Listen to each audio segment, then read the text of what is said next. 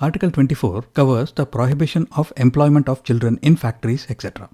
It says that no child below the age of 14 years shall be employed to work in any factory or mine or engaged in any other hazardous employment. While the article itself is quite self-explanatory, what is important here is the definition of hazardous employment. Now, the main act which implements this article is the Child Labour Prohibition and Regulation Act. And the schedule to this act contains a list of occupations that are deemed to be hazardous. But the list itself is not exhaustive, considering that there are new processes and new industries that are coming up quite frequently. So, the Supreme Court's interpretation of this term is also very important. The court held that any occupation that is likely to be injurious to the health or to the development of a child is a hazardous employment.